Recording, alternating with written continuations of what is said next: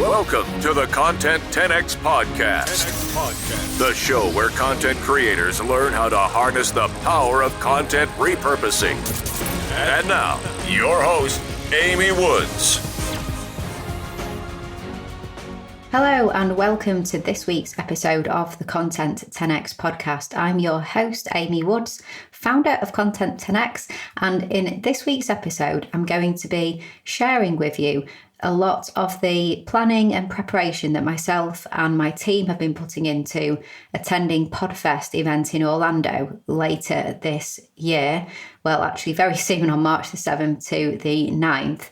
And really talking to you about many of the content repurposing opportunities and considerations that we have had for this event and things that we almost missed as well, but how we kind of hopefully learned from our mistakes just before we were going to lose out on some really valuable repurposing opportunities. So as I said, myself and my team have been really busy in the run-up to preparation for Podfest. So it's called Podfest Multimedia Expo, and it's an event for both podcast and video content creators, people in the industry, businesses who are in the industry, and it's held annually. This is the 5th year, and it's quite big. I believe it's grown and grown. This is my first time attending it, but there's expected to be about, I think, 1,300 to 1,500 people attending this year. So it's a fairly large event.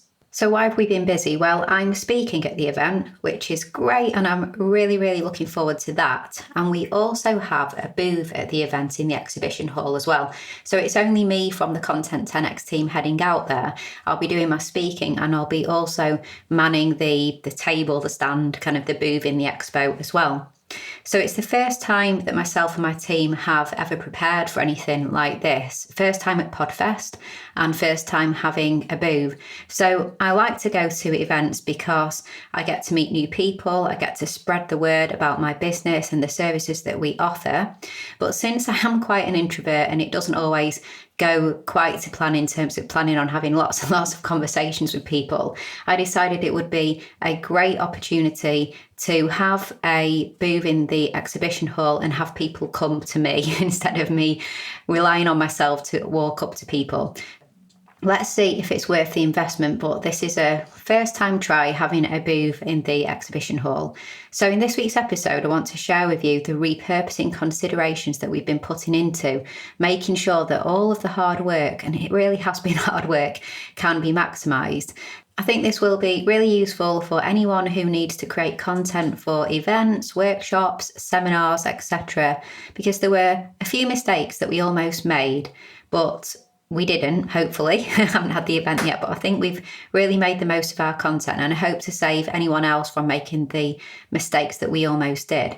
The talk, let's firstly talk about the talk that I'm going to be doing. So this is a territory that I am comfortable with. I've been able to repurpose a combination of the talk that I did at Podcast Movement in July 2018 and the talk that I did at Content Live in 2018. I've kind of taken the best bits of both, really considered the audience for this particular talk that I'm doing, and I've been able to kind of repurpose and tweak and change the best bits of both of those talks to create the talk that I'm going to be doing at Podfest. So it's a really huge time saver, not completely reinventing the wheel, but just going back and looking at the best of both. So there's been an element of repurposing there, along with creating a fresh new talk, and I'm really comfortable and confident with that. I think it'll be really good and really value add for the attendees at the event. Now, at my talk, I also wanted to provide a handout, so something that I can give the people who come in to see me speak. And I wanted to, also provide something that people could pick up when they come over to my booth as well. So first option, that was really easy, the Content 10X Men comic book. So I talk all about this in podcast episode 68. Head on over content10x.com/68 to hear the whole kind of story of this comic book. But in short, the story is that we repurposed slides from the talk that I gave at Podcast Movement in July or August 2018 into a really cool kind of comic book stroke promotional story brochure. So it's really good even if I do say so myself, because it's really creative, really fun, and it's going to be great to share that with the podcasters who turn up to my talk and come to my booth. But then there were a few other things to consider specifically for the booth that we're going to have. So we needed to get a couple of tall banners to go behind the stand, and also some leaflets that, actually describe our service and how we can help people. So things like the podcast and my upcoming book, as well as the services that we provide. Plus, I decided that I needed to draw people over to my stand versus all the other people who were going to be there with stands as well. So someone had advised me to give away a freebie, so a t-shirt, a pen, some kind of gadget. But I decided against that. I kind of feel like it's not a criticism if people do that, but a lot of these freebies, they kind of just end up being found on the floor at the end of events. They get left in hotel rooms, and I'm not really sure whether there is that much of a business return on providing, sometimes free kind of tatty things, really, that, they seem good, but people don't place really much value on. I also felt that a cheap freebie just isn't really on brand for us as a kind of premium content repurposing service. So I decided to offer something really good by way of a competition giveaway. So we're going to be offering some Bose headphones up for grabs, and also some free consultations with me as well. So it's kind of a win-win in terms of people get to enter a competition to get some really great prizes, and we also get to obtain their email address so we can keep in touch with them as well. We were creating the leaflet, which took us a lot longer than we thought it was going to take. So working out all the copy, what we would include in it, working out the design, even though we are a team of copywriters and graphic designers, it actually, did prove a bit more time consuming than I thought it would be. So we kept it quite general in parts, but then there were aspects that were quite specific to the event. And we had, for example, the URL of the competition. It was going to be content10x.com/podfest. And we had put that on the banner as well. And we started to think, okay, wait a minute, this is taking quite a lot of time, and we need to make the most of all of this. So I'm back at Podcast Movement in August this year, and I've got a stand there too. So I realised it would be great if we could use the same banners that we're using at Podfest for Podcast Movement. Now, initially, I just thought that wouldn't be possible. I thought about the event-specific things that we would be putting on the banners, and that we would just have to accept that there'll be one-time users. But actually, we just went back and we made some changes. So we changed the URL from content10x.com/podfest to content10x.com/giveaway. So we can then use that again and again and again. We can just change that web page. We also had wording that said winner announced on Saturday at 4 p.m, which we changed to winner announced at 4 p.m. on final day of events, because, at future events, we could do a similar giveaway, but it may not be Saturday that is the final day.